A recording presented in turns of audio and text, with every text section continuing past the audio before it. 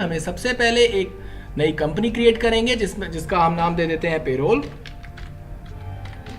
Payroll के नाम से हम एक नई कंपनी क्रिएट कर रहे हैं। आपको यहाँ पर स्टेट लेना है अपना, तो हम ले लेते हैं यहाँ पे दिल्ली।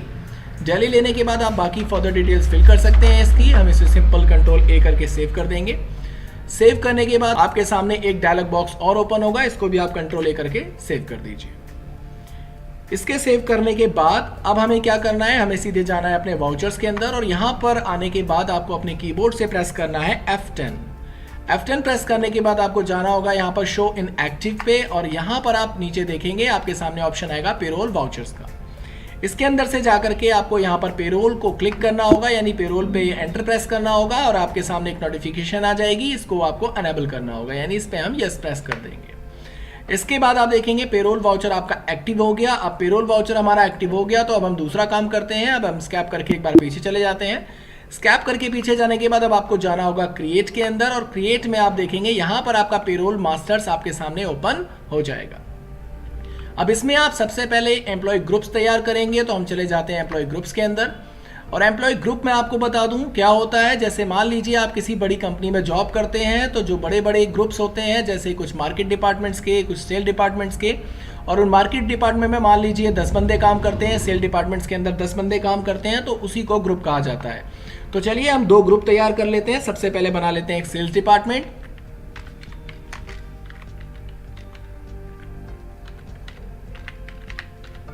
डिपार्टमेंट की हमने एक बना लिया और इसके बाद हम इसको सेव कर देंगे। यहां पर आपको डिफाइन सैलरी अभी नो ही रखना है, आपको सिंपल एंटर करके सेव कर देना है। और एक हम बना देते हैं मार्केट डिपार्टमेंट।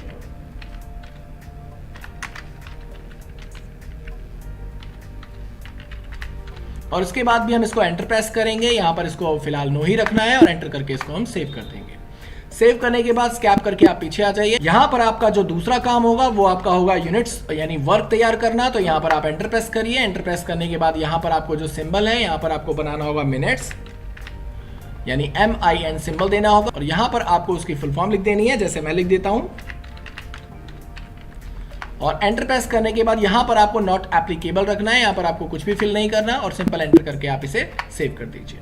इसके बाद जो दूसरा सिंबल है वो तैयार कर लीजिए HRS यानी आवर्स का। यहां पर आप उसकी फुल फॉर्म लिख दीजिए और इसको भी आप नॉट एप्लीकेबल करके एंटर करा के सेव कर दीजिए। यानी 2 सिंबल्स हमारे तैयार हो गए हैं। अब आपको जाना है टाइप के ऊपर और यहां पे आपको सिलेक्ट करना है कंपाउंड।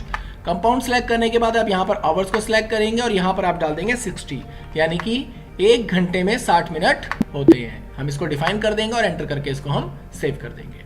अब आ जाइए स्कैप करके आप पीछे।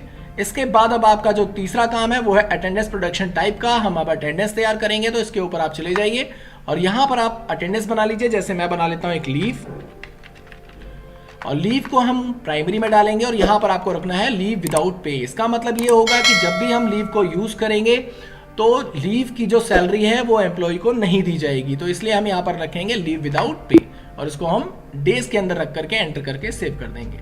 जो डेज होगा वो बाय डिफॉल्ट अपने आप ले लेगा, आपको सिर्फ एंटर करके सेव करना है। इसके बाद आप दूसरा बना लीजिए ओवर टाइम का और ओवर टाइम को भी आप प्राइमरी में रखिए और यहां पर आप लेके ओवर टाइम को प्रोडक्शन के अंदर, यानी जब भी ओवर टाइम लिया जाएगा तो कंपनी का प्रोडक्शन होगा, तो इस वजह से इसको हम प्रोडक्शन के अंदर रखेंगे। और यहां पर आप लेंगे आवर्स ऑफ 60 मिनट्स, यानी जब भी ओवर टाइम पर्सन लगाएगा, यानी जब भी आपका कोई एम्प्लॉय ओवर टाइम लगाएगा तो घंटे के हिसाब से उसको सैलरी दी जाएगी, तो इसलिए हम यहां पर रखेंगे आवर्स ऑफ 60 मिनट्स और इसको एंटर करके हम सेव कर देंगे। तो हमारा तीसरा काम भी कंप्लीट हो चुका है। अब हमें जाना है अपने पे हेड्स के अंदर, यानी अब हमें अपने पे हेड्स तैयार करने हैं। तो चले जाइए पे हेड्स में। पे हेड्स में जाने के बाद सबसे पहला जो पे हेड आपका बनेगा वो बनेगा बेसिक सैलरी का। तो यहां पर बना लीजिए बेसिक सैलरी और यहां पर आपको ध्यान रखना है, यहां पर आपको रखना है अर्निंग फॉर एम्प्लॉय। यहां पर अर्निंग फॉर एम्प्लॉय आप क्यों देंगे, क्योंकि बेसिक सैलरी जो एम्प्लॉय होता है उसकी अर्निंग होती है, तो यहां पर हम इसे अर्निंग फॉर एम्प्लॉय के अंदर रखेंगे। अब आप देखेंगे आपके सामने 2 ऑप्शन शो हो रहे हैं, एक आ रहा है आपका फिक्स और दूसरा आ रहा है वेरिएबल। फिक्स इसका मतलब ये कि आपकी कंपनी आपको जो सैलरी देती है वो फिक्स देती है और वेरिएबल का मतलब होता है ये सैलरी आपकी कम या ज़्यादा हो सकती है। जैसे मान लीजिए दिहाड़ी मजदूर, तो यहाँ पर जो सैलरी है हमारी वो फिक्स है, तो हम यहाँ पर फिक्स रखेंगे। अब यहाँ पर आपको देना है कि कंपनी का ये क्या है, डायरेक्ट एक्सपेंस है या इनडायरेक्ट एक्सपेंस है। कंपनी आपको सैलरी मंथली देती है या पर डे के हिसाब से या वीकली के हिसाब से देती है, तो ये सैलरी मान लीजिए हम इनडायरेक्ट एक्सपेंस रखेंगे कि जो हमारी बेसिक सैलरी है वो महीने में हमें मिलती है, तो हम यहाँ पर इसे इनडायरेक्ट एक्सपेंस रखेंगे। इसके बाद आपको यहाँ पर कुछ भी छेड़ना नहीं है, आपको नीचे आ जाना है सीधे कैलकुलेशन टाइप के अंदर और यहाँ पर आप रखेंगे एज यूजर डिफाइन वैल्यू, यानी यूजर डिफाइन करे कि इसकी सैलरी कितनी है। तो यहाँ पर हम इसे सिंपल एंटर करके सेव कर देंगे। यहाँ पर हम बनाएंगे दूसरा पे है डीए का। डीए का मतलब होता है डियनेंस अलाउंस। तो यहाँ पर हम इसे भी अर्निंग फॉर एम्प्लॉय ही रखेंगे क्योंकि ये भी एम्प्लॉयज की अर्निंग ही होती है। यहाँ पर आप इनकम टाइप जो भी देना चाहें वो दे सकते हैं, फिक्स या वेरिएबल। तो हम यहाँ पर फिलहाल इसे फिक्स ही रखेंगे और इसके बाद हम इसे लेंगे इंडायरेक्ट एक्सपेंस, क्योंकि हम ये मंथली रिसीव हो रहा है तो हम यहाँ पर मंथली के लिए इंडायरेक्ट एक्सपेंस ही रखेंगे। और उसके बाद एंटर प्रेस करने के बाद यहाँ पर हम लेंगे एज कंप्यूटेड वैल्यू, जो इसका कैलकुलेशन टाइप होगा वो एज कंप्यूटेड वैल्यू होगा। अब इसके अंदर आपको लेना है नॉर्मल राउंडिंग और यहाँ पर लिमिट आप कोई भी नहीं देंगे। एंटर प्रेस करके नीचे आ जाइए और यहाँ पर आपको जो लेना है वो लेना है ऑन स्पेसिफाइड फॉर्मूला। इस पर एंटर प्रेस करिए और ये जो हमारा डीए है वो किसके ऊपर डिपेंड होना चाहिए, तो वो बेसिक सैलरी के ऊपर डिपेंड होना चाहिए। हम बेसिक सैलरी लेंगे यहाँ पर और यहाँ प्रेस करेंगे एंड ऑफ लिस्ट। और इसके बाद अब आपको करना क्या है, यहाँ पर आप देखेंगे अमाउंट अप टू, यानी यहाँ पर आप जो भी ये वैल्यू देंगे, जैसे मैं दे देता हूँ 35,000, यानी 35,000 तक अगर किसी की सैलरी हो तो यहाँ पर आप स्लैब टाइप जो भी रखना चाहे वो रख सकते हैं। मैं फिलहाल परसेंटेज रख रहा हूँ और यहाँ पर रख लेते हैं हम मान लीजिए 8% और यहाँ पर हम ले लेते हैं मान लीजिए 5%। अब इसका मतलब ये हुआ कि अगर किसी की बेसिक सैलरी 35,000 रुपये से ऊपर होगी तो उसको 5% का डीए मिलेगा और अगर बेसिक सैलरी आपकी 35,000 रुपये तक होगी तो उसको 8% का डीए मिलेगा। तो इसे आप एंटर प्रेस करके सेव कर दीजिए। यहाँ पर एक और पे हेड बना लीजिए टीए का, यानी कि ट्रैवलिंग अलाउंस का, और एंटर प्रेस करके आप इसे भी अर्निंग फॉर एम्प्लॉय दे दीजिए। और यहाँ पर आप फिक्स या वेरिएबल जो भी रखना चाहें वो रख सकते हैं आप अपने हिसाब से। तो हम यहाँ पर फिक्स रखेंगे और यहाँ पर हम रखेंगे इनडायरेक्ट एक्सपेंस और यहाँ पर आप कैलकुलेशन टाइप में वापस एज कंप्यूटेड वैल्यू लेंगे। यहाँ पर वही सेम नॉर्मल राउंडिंग लेंगे और यहाँ पर आप ऑन स्पेसिफाइड फॉर्मूला लेंगे और यहाँ पर आप लेंगे बेसिक सैलरी, ताकि ये भी हमारा जो टीए है वो भी बेसिक सैलरी के ऊपर डिपेंड होता है। एंटर प्रेस करेंगे यहाँ पर। इसके बाद आपको क्या करना है, सेम वही वैल्यू दे देनी है। यहाँ पर आप जो भी वैल्यू रखना चाहें आप अपने हिसाब से रख सकते हैं। तो हम वही वैल्यू देंगे वापस 35,000 और उसके बाद एंटर प्रेस करने के बाद अब मैं आपको वैल्यू भी समझा देता हूं कि अगर मान लीजिए कि किसी की बेसिक सैलरी 35,000 रुपये तक है तो उसको मान लीजिए जो कंपनी है वो टीए यानी ट्रैवलिंग अलाउंस सिर्फ 1,000 रुपये देगी।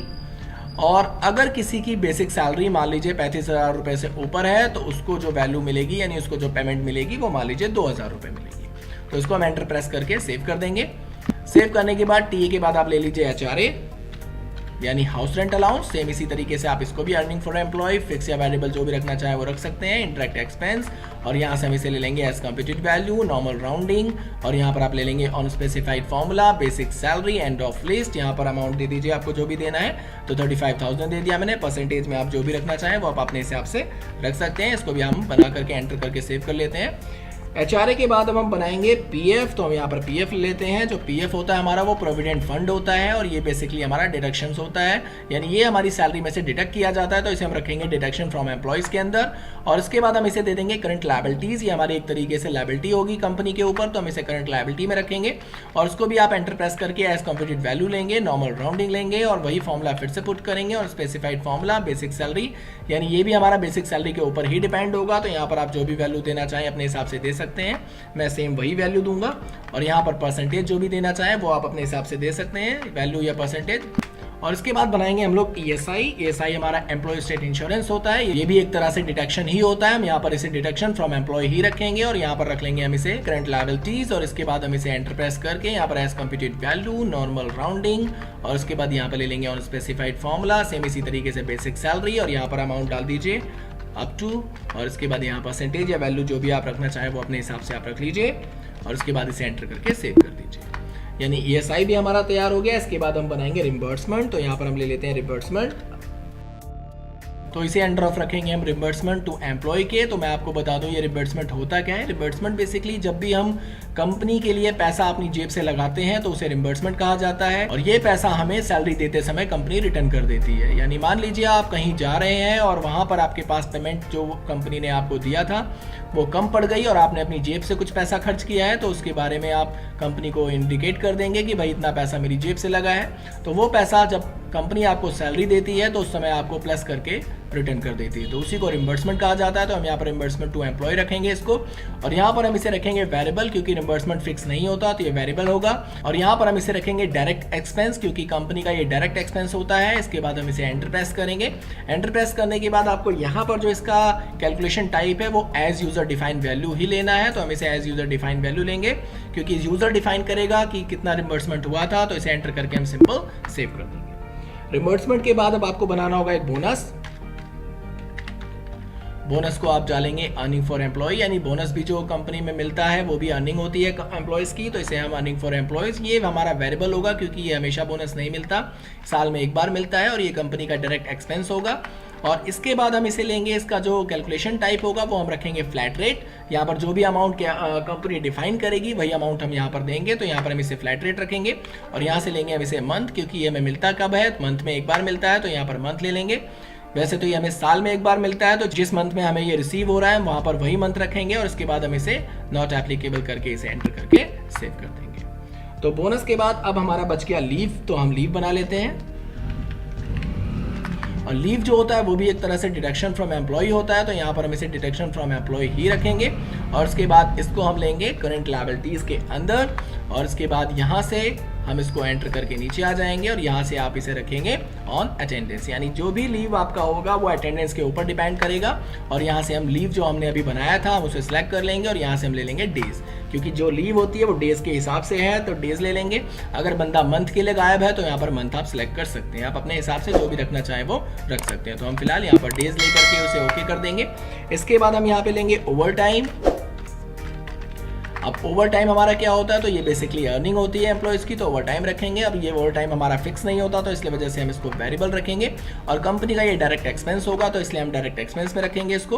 और यहाँ पर आपको ध्यान देना है, यहाँ पर इसे आपको रखना है ऑन प्रोडक्शन के अंदर, यानी जब भी ओवर टाइम लगाओगे आप तो इससे कंपनी की प्रोडक्शन होगी, तो यहाँ पर हम इसे प्रोडक्शन रखेंगे और यहाँ पर ओवर टाइम रखेंगे और यहाँ पर आप इसे नॉर्मल राउंडिंग या नॉट एप्लीकेबल रख के एंटर करके सेव कर सकते हैं।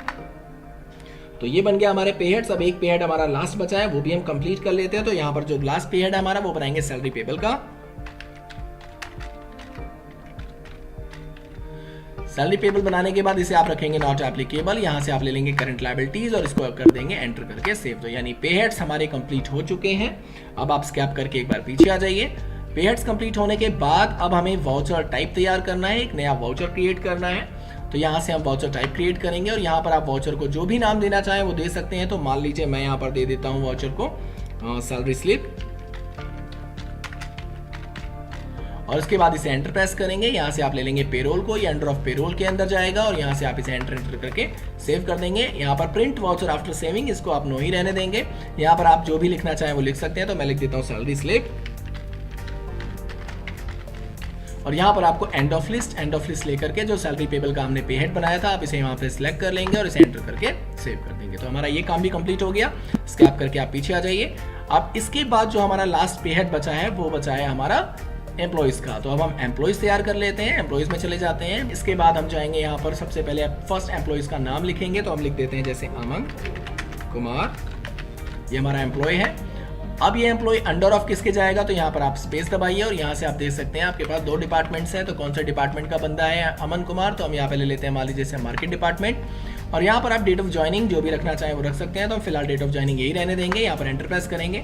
यहाँ पर आपको ध्यान देना होगा, यहाँ पर आपको अपनी सैलरी डिफाइन करनी होगी। तो यहाँ पर हम इसे यस करेंगे।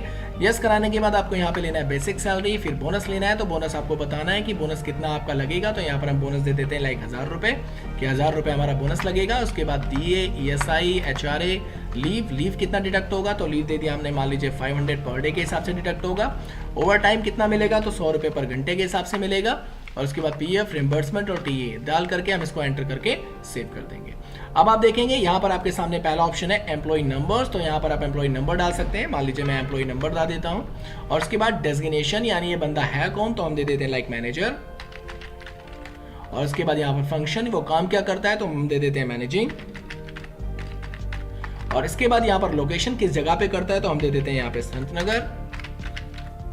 और उसके बाद यहाँ पर जेंडर मेल या फीमेल है, तो यहाँ पर आप ले लीजिए मेल या फीमेल जो भी लेना चाहें। डेट ऑफ बर्थ उसकी जो भी फिल करनी चाहिए वो फिल कर सकते हैं आप। और यहाँ से आप इसका ब्लड ग्रुप सेलेक्ट कर लीजिए। और उसके बाद यहाँ पर आप इसका मदर या फादर नेम दे सकते हैं। तो हम यहाँ दे देते हैं दीपक कुमार। तो यहाँ पर एंटर प्रेस करने के बाद आप इसे स्पोज नेम दे सकते हैं। तो मैं दे देता हूँ मीनाक्षी।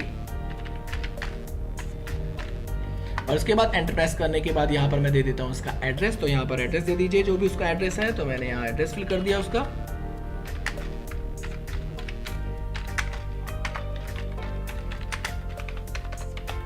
और उसके बाद एंटर प्रेस करने के बाद नीचे आ जाइए, जो भी फ़ोन नंबर है वो फ़ोन नंबर एम्प्लॉयज़ का फिल कर दीजिए।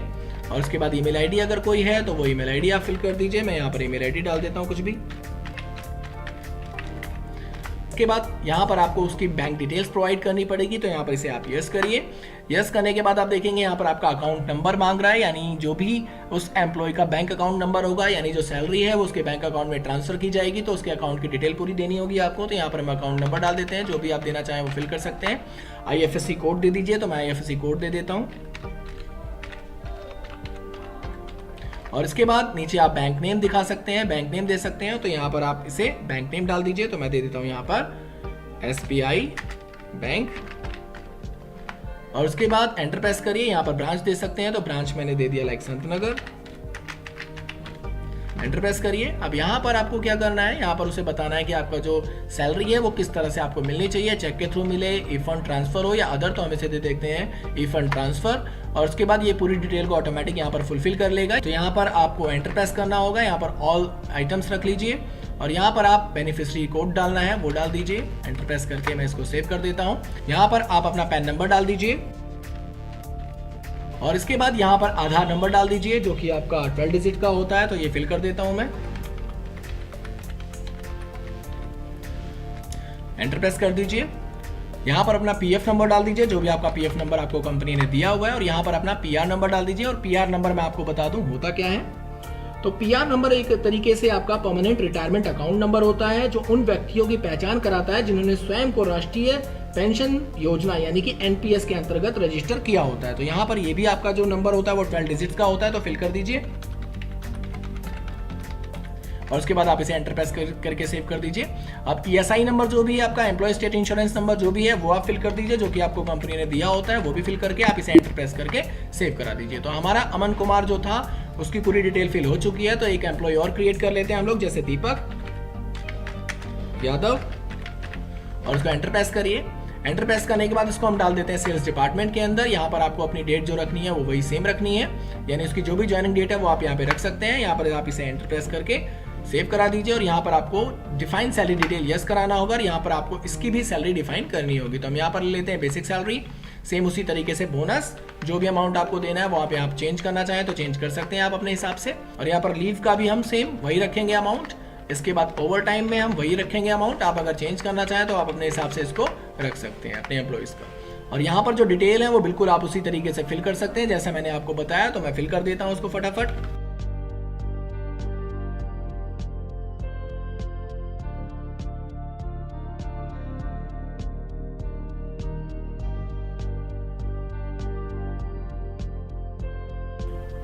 इसके बाद हमारे एम्प्लॉयज कंप्लीट हो चुके हैं। अब आपको जाना है स्कैप करके पीछे। एम्प्लॉयज बनाने के बाद अब हमें क्या करना है, अपनी अटेंडेंस प्रोडक्शन टाइप्स को मेंटेन करना है। तो इसके लिए अब हम चले जाते हैं स्कैप करके पीछे। यहाँ से जाइए आप वाउचर्स के अंदर। वाउचर्स में जाने के बाद अब आपको यहाँ पर प्रेस करना है F10 और यहाँ से आपको लेना है अटेंडेंस। अटेंडेंस लेने के बाद अब आप देखेंगे यहाँ पर आपका अमन कुमार और आपका दीपक कुमार शो हो गया। आपको ध्यान रखना है यहाँ पर आपको जो डेट रखनी है वो मंथ की लास्ट डेट रखनी है। तो यहाँ पर रख लेते हैं 31 मई 2021 की हम सैलरी बना रहे हैं। तो यहाँ पर मंथ का लास्ट डे रखेंगे और यहाँ पर हम इसकी अटेंडेंस को कैलकुलेट करेंगे लास्ट डे। और यहाँ पर हम लेंगे अमन कुमार। अब अमन कुमार आपके कितने दिन लीव पर रहा है या कितने दिन ओवर टाइम पे रहा है तो आप यहाँ से आप इसे फिल कर सकते हैं। मान लीजिए ये लीव पे रहा है 5 डेज और अमन कुमार ने ओवर टाइम कितना लगाया है, तो ओवर टाइम लगाया मान लीजिए 45 आवर्स का। तो इसी तरीके से दीपक को ले लीजिए। दीपक जो लीव पर रहा है वो मान लीजिए 2 डेज लीव पर रहा है और इसने ओवर टाइम लगाया है मान लीजिए 25 आवर्स का और इसको एंटर करके आप सेव कर दीजिए। इसके सेव करने के बाद अब हमें अपनी सैलरी की डिटेल फिल करनी है। तो इसके लिए आपको करना क्या है, अपने कीबोर्ड से प्रेस करना है Ctrl+F4। यहाँ से आपको लेना है सैलरी स्लिप। सैलरी स्लिप जो कि हमने वाउचर अभी तैयार किया था उसको हम लेंगे, यहाँ पर एंटर प्रेस करेंगे और यहाँ से ले लेंगे सैलरी स्लिप। इसके बाद आपको क्या प्रेस करना है, यहाँ से आप देखेंगे एक आपके सामने ऑप्शन आएगा ऑटो फिल का। अब यहाँ पर आपको यूज करना है ऑटो फिल। या तो अपने कीबोर्ड से Ctrl+F फिल कर सकते हैं या तो आप यहाँ पे टाइप कर सकते हैं। तो मैं यहाँ पर कीबोर्ड से Ctrl+F यूज कर लेता हूँ और यहाँ पर आप लेंगे payroll auto fill. Payroll auto fill लेने के बाद अब यहाँ पर सबसे पहले हम यूजर्स को डिफाइन करेंगे जो हमने अभी पे हेड बनाते समय लिया था। तो यूजर डिफाइन करेंगे, इस पर एंटर प्रेस करेंगे। जो हमारी सैलरी बन रही है वो 1/5/2021 से लेके 31/5/2021 की सैलरी हमारी बन रही है। हम एंटर प्रेस करके नीचे आ जाएंगे। और यहाँ पर आप अपने एम्प्लॉइज की सैलरी ले सकते हैं। आप किसकी सैलरी बना रहे हैं, यानी कि हम सभी की सैलरी क्रिएट कर रहे हैं एक साथ। तो यहाँ पर ऑल आइटम्स लेंगे, यहाँ पर आप देखेंगे शॉर्ट बाय, यानी एम्प्लॉय नेम के हिसाब से शॉर्टिंग होना चाहिए, एम्प्लॉय नंबर के हिसाब से। तो हम यहाँ पर एम्प्लॉय नेम ही रखेंगे, एंटर प्रेस करेंगे। अब यहाँ पर आपको अमन कुमार की सैलरी देनी होगी कि उसकी सैलरी कितनी है। तो मैं यहाँ दे देता हूँ लाइक 36,000 उसकी सैलरी है। और उसका रिम्बर्समेंट यानी उसने अपनी जेब से कितना पैसा खर्च किया था, तो मान लीजिए उसने 500 खर्च किया था।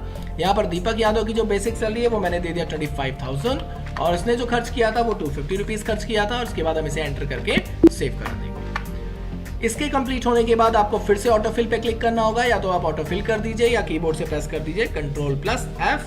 कंट्रोल F करने के बाद यहाँ पर आपको लेना होगा पेरोल ऑटोफिल वापस से, और यहाँ से अब आपको लेना है सैलरी। यानी अभी तक तो हमने यूजर्स डिफाइन कर दिया किसकी सैलरी कितनी है, तो और अब हमारी सैलरी बन जानी चाहिए। तो हम सैलरी ले लेंगे।